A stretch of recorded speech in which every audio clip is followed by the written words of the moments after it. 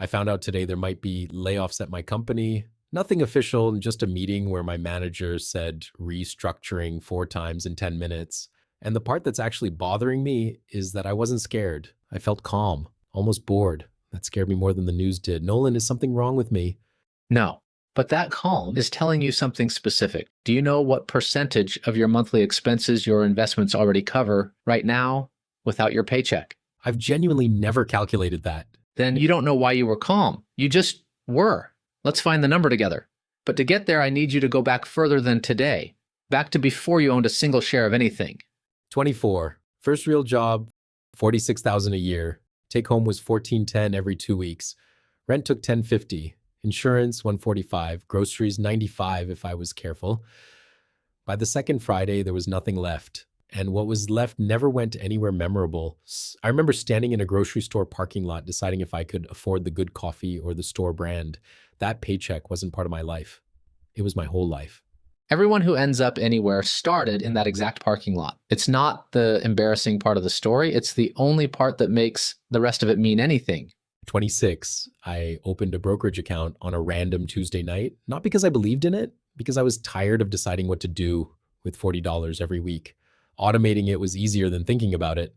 That's the most honest reason anyone actually starts. Not conviction, exhaustion, what happened after. 3 months later, a notification, dividend received, $2.30. I laughed at my desk. I make more than that walking to the bathroom and back. You did, but you didn't walk for that 230. You slept for it. That's the part everyone skips past because the number's small. The mechanism isn't small. It's the exact same mechanism that eventually pays for everything else in your life. 29 is when Marcus showed up. Guy 2 desks over, bought a truck, brand new, financed, parked it right in front of the windows so it was the first thing anyone saw walking in. Asked what I was doing with my bonus.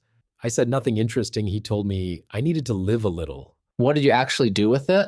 Put it in the account. That same month, my dividends covered my streaming and half my phone bill, $68, such a small number. But it was the first time money paid for something in my real life instead of just sitting on a screen. Nobody throws a party over a covered phone bill. That's exactly why people miss this moment. It doesn't announce itself as the beginning of anything. Meanwhile, Marcus's truck payment? $410 a month. Every dollar of that will never compound for him. Not a judgment, arithmetic. He bought a feeling, you bought a machine. Both are real choices. Only one pays you back later. 32, they moved us back to full in office. My commute went from nothing to 50 minutes each way. Same month, my manager offered me a senior track. More money, more travel, a lot more hours. I asked for a week to think about it. He looked genuinely confused, like nobody had ever said that back to him before. What did the numbers say? The raise was $11,000 a year. After taxes, maybe $650 a month. My investments were already producing $410 a month without asking me for a single extra hour. So the promotion wasn't offering you $650 a month. It was offering you $650 minus 50 extra hours a year, minus the weekends you'd spend thinking about it, against $410 that shows up whether you think about it or not. I turned it down. Marcus took a similar offer that year, bought a watch to celebrate, told everyone what it cost, twice. Here's a sentence I want you to hold on to because it's going to matter more later than it does right now.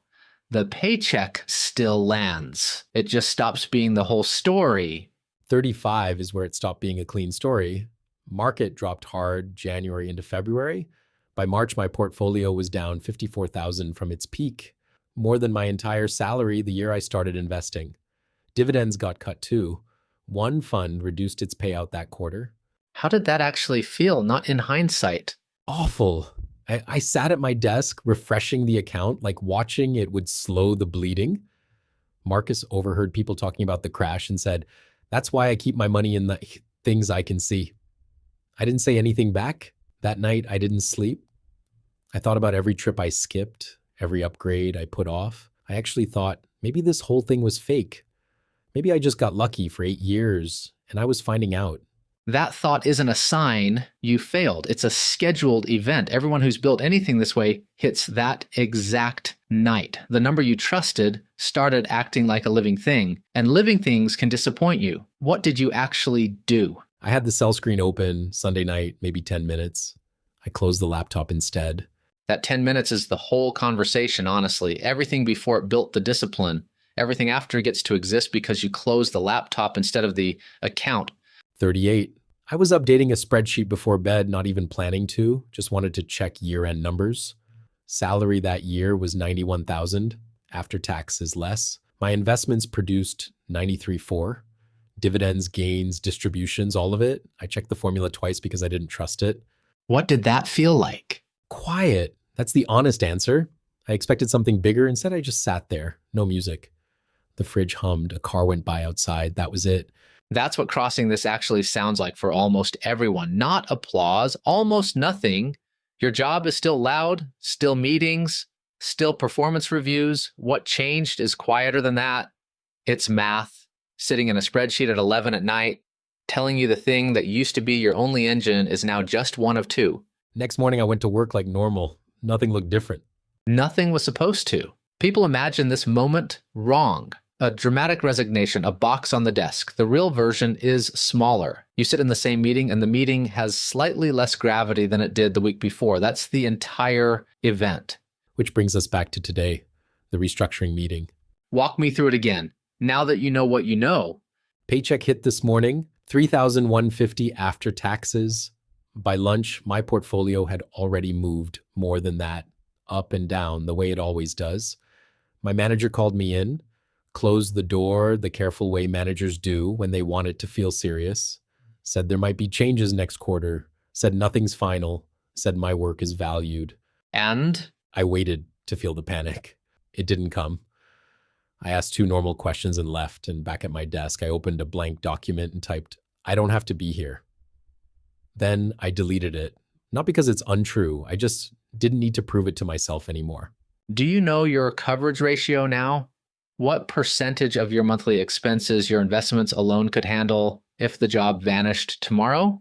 I calculated it right after that meeting, 86%. That's why you were calm. Not because you don't care about the job, because 86% of your month is no longer hostage to it. The paycheck still lands. It just stopped being the whole story. I gave you that sentence years ago. Took you this long to actually feel it instead of just hearing it. So what do I do with the other 14%? I'm not trying to quit tomorrow. I just want to close the gap.